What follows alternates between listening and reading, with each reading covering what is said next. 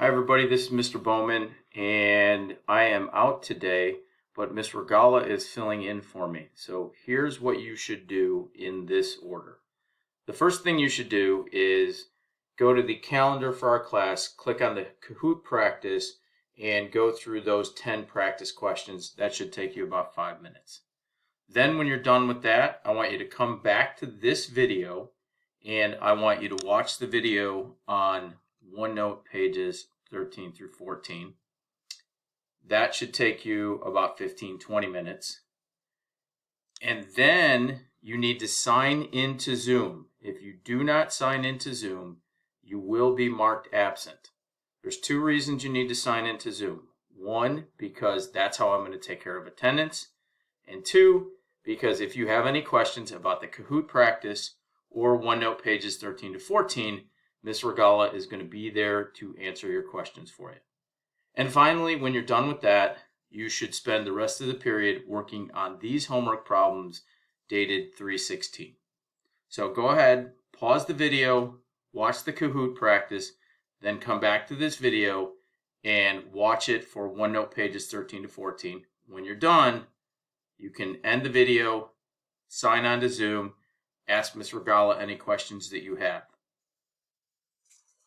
All right, so last week we started these 2 pages of notes, 13 and 14, and we did this particular problem right here.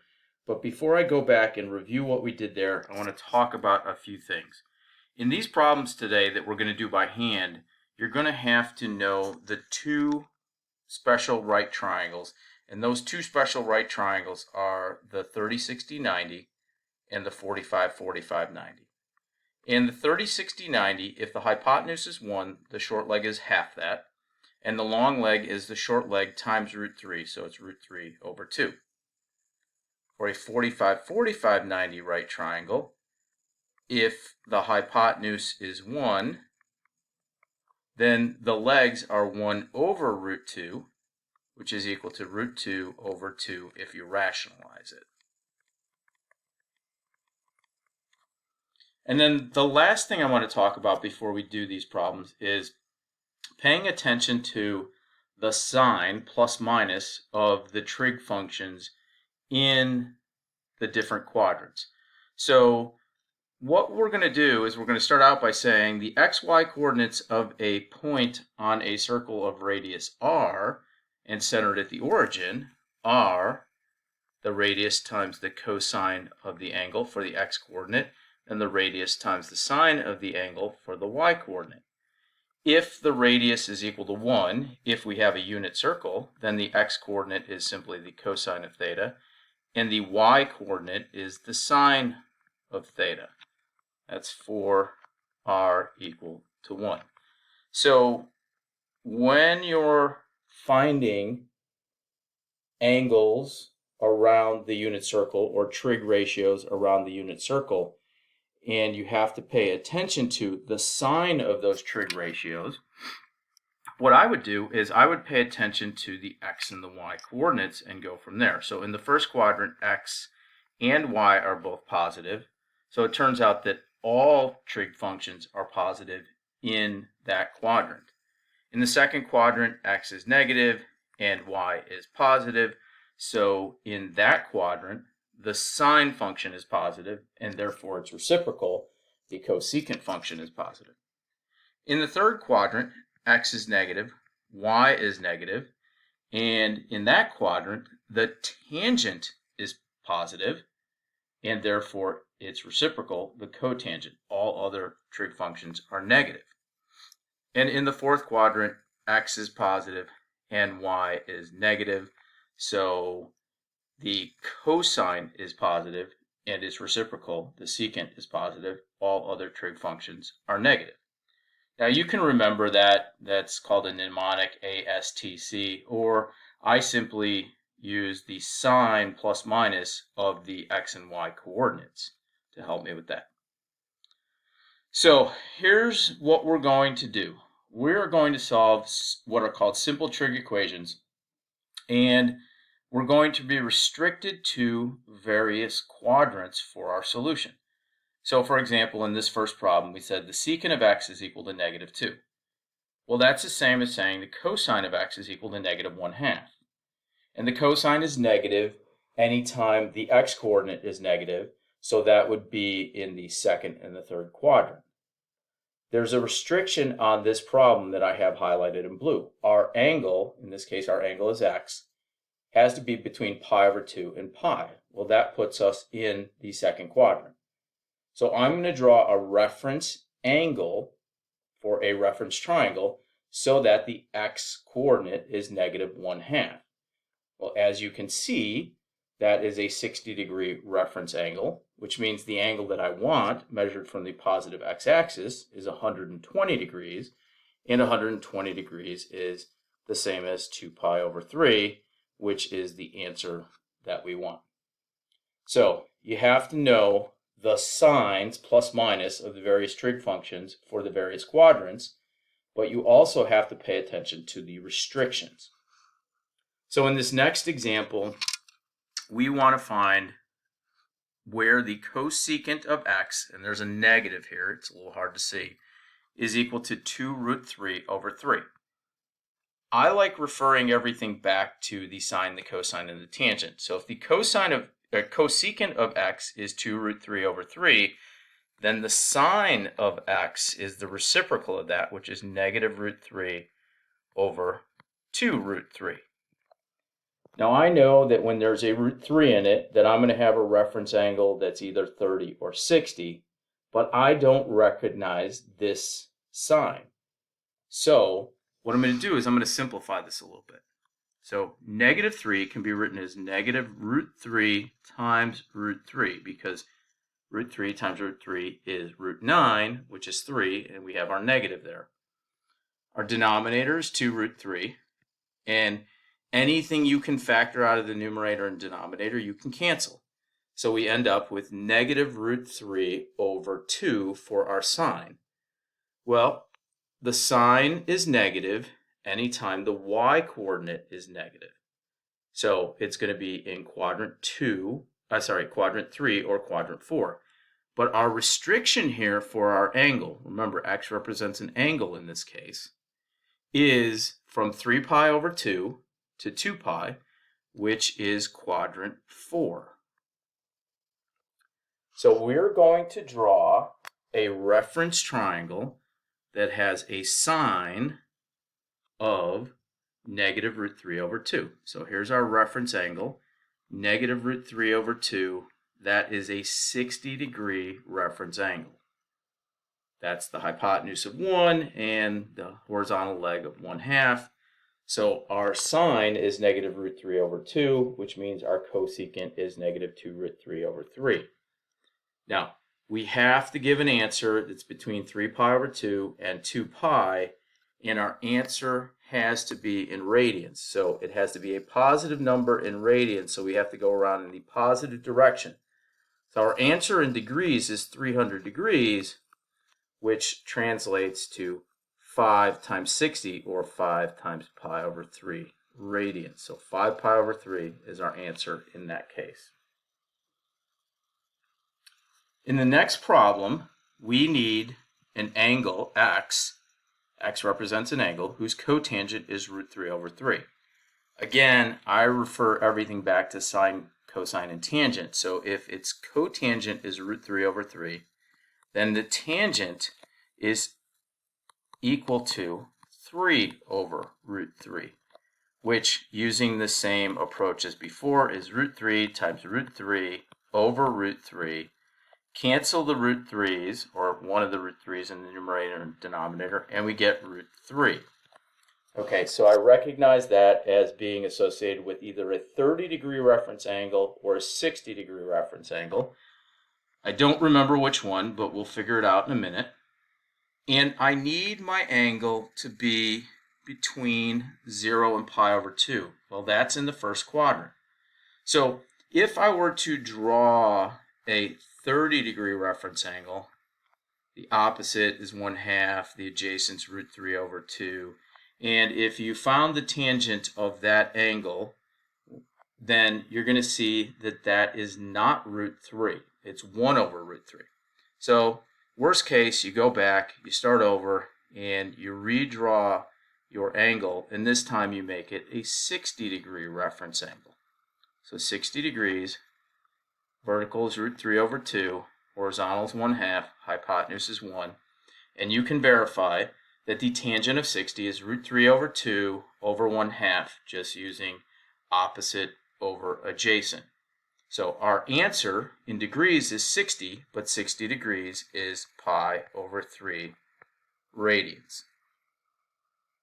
And then the last one, the next one we're going to do by hand, we move into intervals where our answer has to be negative.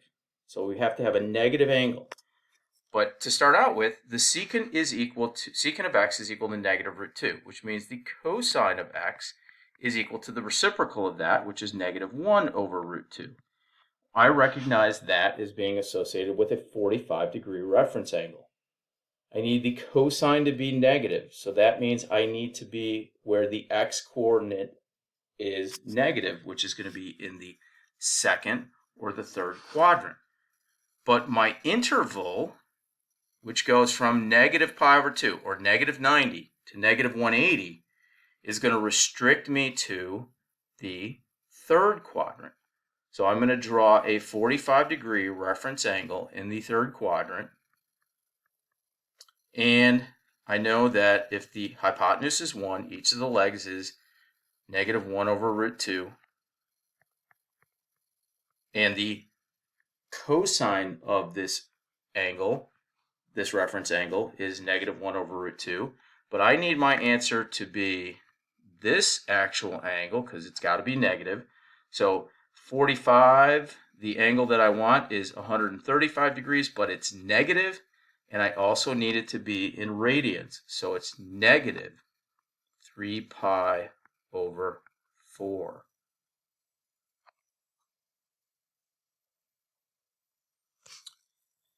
In this next one, number 5, the cotangent of x has to be negative 1, which means the tangent of x also has to be negative 1. Well, the tangent is negative in the second and the fourth quadrant. But our interval here says that we need to be between negative pi, or negative 180 degrees, and negative 270 degrees, and that will put us in the second quadrant. The tangent is 1 or negative 1 when the reference angle is 45 degrees. So we have a hypotenuse of 1, negative 1 over root 2 for the x, positive 1 over root 2 for the y, and you can see that if we take the opposite over the adjacent for our reference angle, we have negative 1.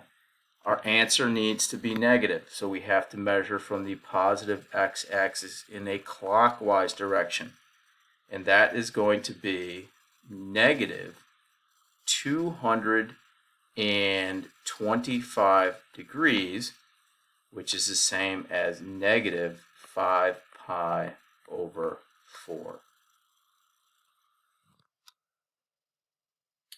And then the last one we're going to do without a calculator is this one. Pay attention to this one because the tangent of x is equal to negative 1.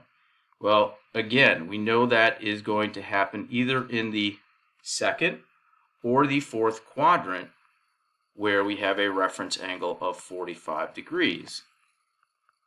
In this particular situation, our interval is from 0 to 2 pi, which means we actually have two solutions. Positive 1 over root 2 for the y here, negative 1 over root 2, 1 over root 2, and negative 1 over root 2. And so we have two answers here. One of them is going to be 135 degrees in degrees, which is 3 pi over 4 radians. And the other one is going to be all the way around 7 pi over 4, or 325 degrees. 7 pi over 4. I just realized I made a mistake. It should be 315 degrees, which is 7 pi over 4. So there's our two answers on that interval. So you have to pay attention to the sign plus minus of the trig functions, but you also have to pay attention to the interval. And if the interval for number 6, for example, said 0 to 360 degrees, our answers would be 135 degrees and 315 degrees. The intervals tell us not only where the solutions can be, but what units they have to be in degrees or radians. For the next few problems, we're going to do these on our calculator because these are not special angles like 30, 45, 60, or 90, or any multiples of those. So grab your calculator. In Y1, you are going to put one of these. So we'll do tangent of x. In Y2, you're going to put the other one. And then we're going to hit zoom trig. So the first thing we're going to do, though, before we go any further, is we're going to make sure that we are in degree mode. So make sure your calculator's in degree mode because, radian mode, because we're doing these in radians. And make sure it's in function mode. And so the first one we're going to do is tangent of x. And we wanted that to be equal to 1.5.